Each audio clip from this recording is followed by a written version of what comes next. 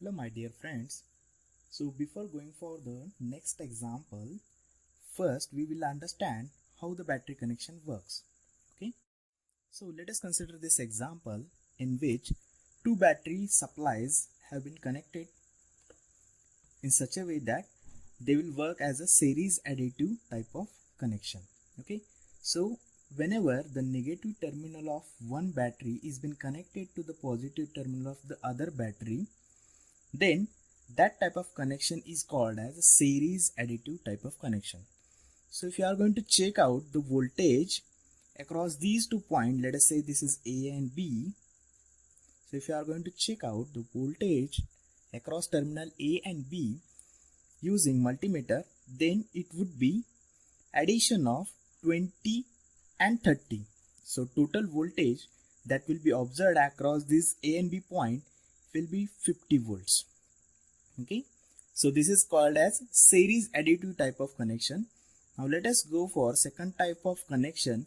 What is going to happen if I am going to connect the two similar kind of connections of battery polarities? Okay, so that kind of connection is called as series subtractive. Okay, so suppose this battery is connected like this and its negative is been connected to the negative terminal of the other battery.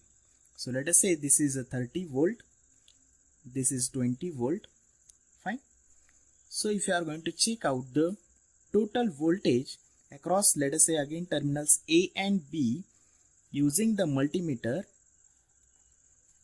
then as these negative terminals are connected to each other, okay, so that means the negative terminal of this battery has been connected to the negative terminal of this battery.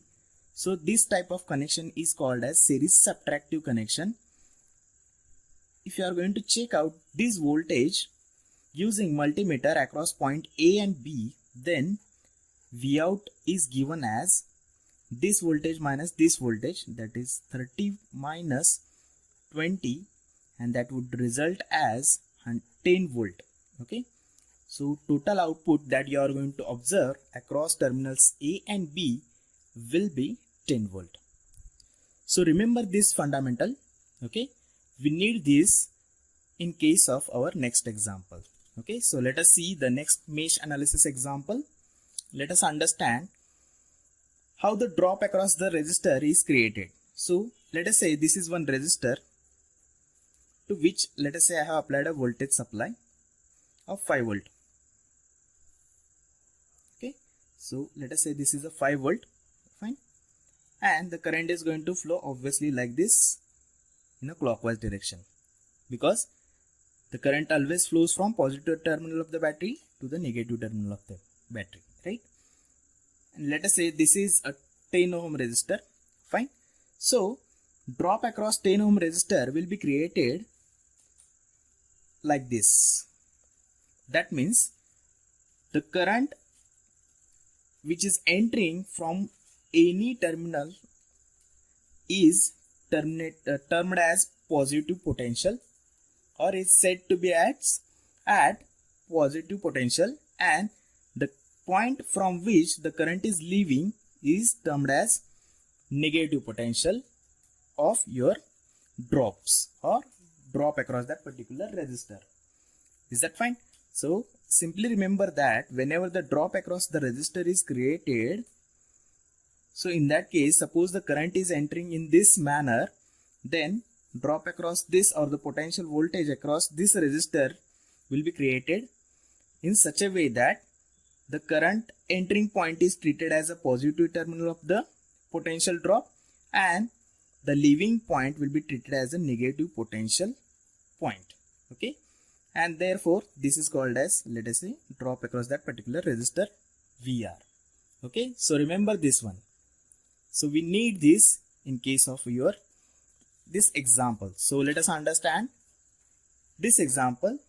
Now in this case there are three voltage sources. Okay, in previous example I think we have seen only two voltage sources were there, and now in this case the voltage source that is of 10 volt is been connected in between loop number 1 as well as in loop number 2. So this 10 volt source is common in between loop number 1 and loop number 2. Okay. So as this voltage source is of 30 volt, so definitely the current is going to flow in clockwise direction, because this polarity is again plus minus, so current is going to flow from positive terminal of the battery to the negative terminal of the battery. And as this voltage source is larger, so definitely this is going to provide you large amount of current as compared to this 10 volt. Is that fine? So now again remember the concept that, so what will be the voltage drop across this 100 ohm resistor? What will be the drop across this voltage 100 ohm resistor? It will be plus over here and minus will be over here. Why? Because the current is entering from this point, so it will be termed as plus voltage drop, and the current is leaving from this point, so therefore it will be termed as a minus, right? Similarly, in this case of 300 ohm resistor also, the current is entering from this point, so positive will be created over here, isn't it? And minus is created over here. Is that fine? Great. So now remember the series additive and series subtractive type of connections. Okay, I hope you still remember it. Is that fine? Okay, now we are going to use it in this case. So as this same polarity voltages are there, and we used to write, so let us apply KVL to loop number 1. So let us say this is loop number 1, right? So 30 is equals to, now drop across 100 ohm is nothing but 100 into I1. Now remember this connection. So minus of this voltage drop is been connected to the plus of this voltage drop. So whether they are in series additive or series subtractive? Yes, exactly. It is in series additive type of connection. So let us add the drop across 300 ohm resistor. Now again consider the direction of this voltage source also. So that is again in a anti-clockwise direction. So now two currents are flowing, right? Two currents are flowing from 300 ohm resistance, and that is nothing but I1 plus I2, because they are in same direction. Is it right? Okay, and what about this 10 volt source? Because minus is been connected to the positive of this battery, that means negative terminal of this voltage drop is connected to the positive terminal of this 10 volt. So is it a series additive or series subtractive? Yes, it is series additive. Here also you just remember over here, this minus is been connected to this minus. Okay, so whenever we are going to take it to this side, so it is going to become series subtractive type of connection. I hope you still remember. So if the batteries are connected with the same polarity type, then they are going to get subtracted. Okay, so over here we are going to subtract that 10 volt from 30. Okay, so again rearrange the equation.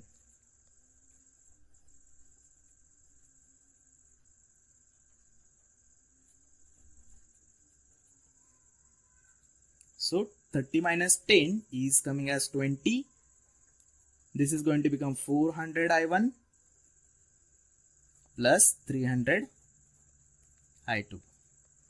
So say this is equation number 1. Applying KVL to loop number 2.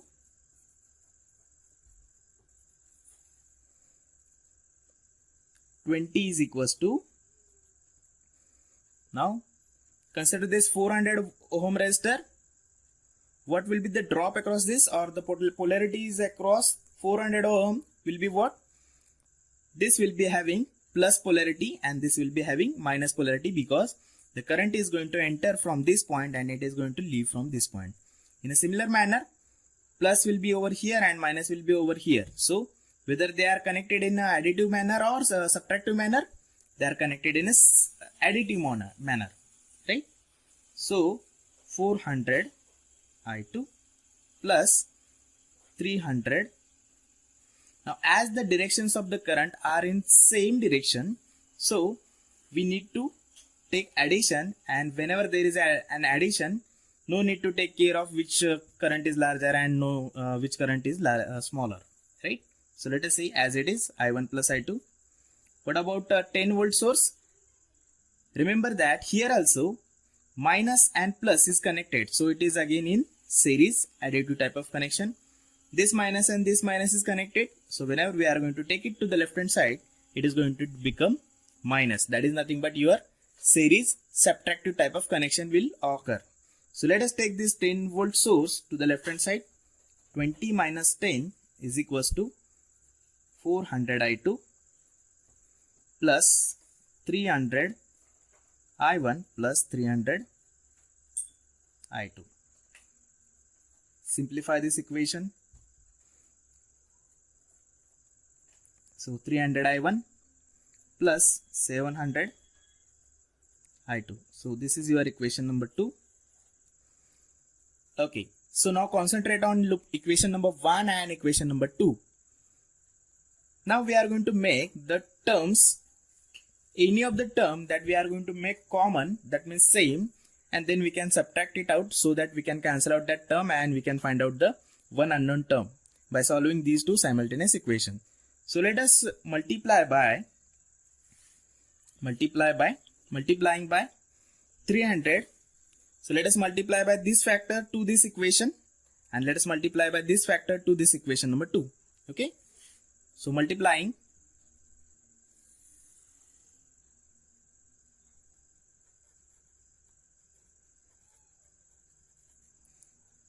by 300 to equation number 1. Okay. So let us multiply by 300 to equation number 1. Then it is going to become 20 into 30. It is going to become 6000.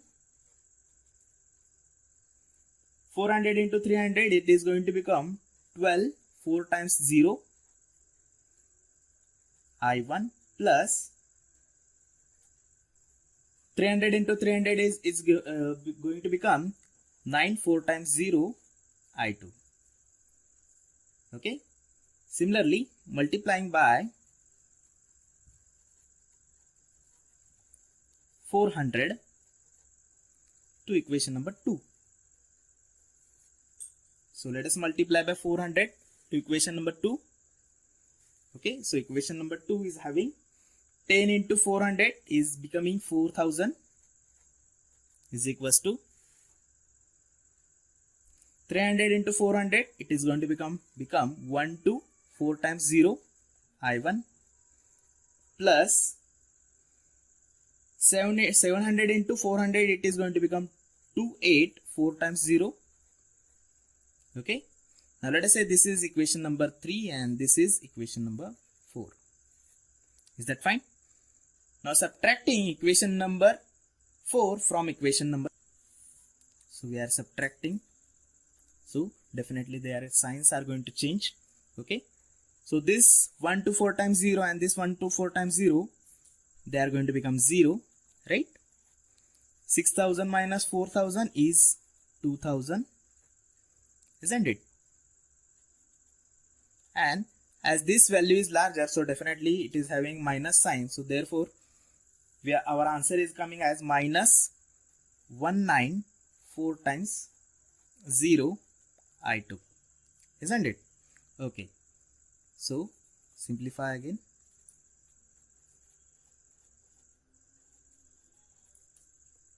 Now let us find out I2 from this equation. So let us take this term to the left hand side. So it is going to get divided to the 2000 along with the sign. Okay. So calculate this value. So let me calculate this value by means of calculator. I hope it is visible, right? So minus 2000 divided by 194 times 0. It is coming as, I hope you are visible. So minus 0.0105263. So let me write it. I2 is coming as minus 0.01052 is the value of I2. So let me modify it, minus 0.01052 ampere. How to convert it in terms of milliampere? So you have to shift by 3 digits. Okay, so I2 is equals to minus 10.52 into 10 raised to minus 3. So as we have shifted by 3 digits, so it is going to become 10 raised multiplied by 10 raised to minus 3 ampere, and that is nothing but minus 10.52 milliampere. So this is the value of current I2. Okay, so this is the important value. Is that fine? Now let us find out I1. How to find out I1? Now we are going to put the value of I2 in any of the equation, let us say equation number 1, 2, 3 or 4, and then we can easily find out the value of I1. Okay, so let us put value of I2 in equation number 1. The equation number 1 was 20 is equals to 400 I1 plus 300 I2. This was your equation number 1, right? So instead of I2, now we are going to put its value. Is that fine? So let us put that value.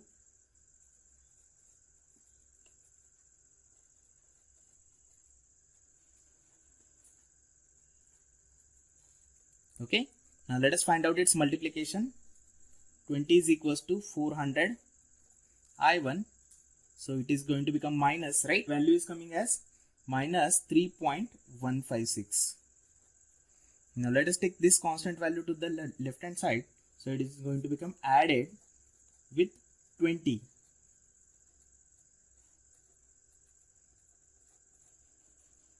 So it is going to become 23.156 is equals to 400 I1, right? Okay, now let us divide by 400 to this 23.156 so that we can get the value of I1.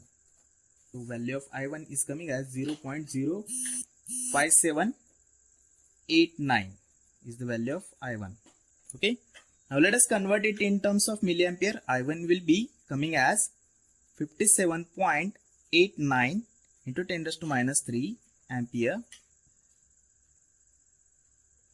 is equals to 57.89 milliampere. So this is the value of I1.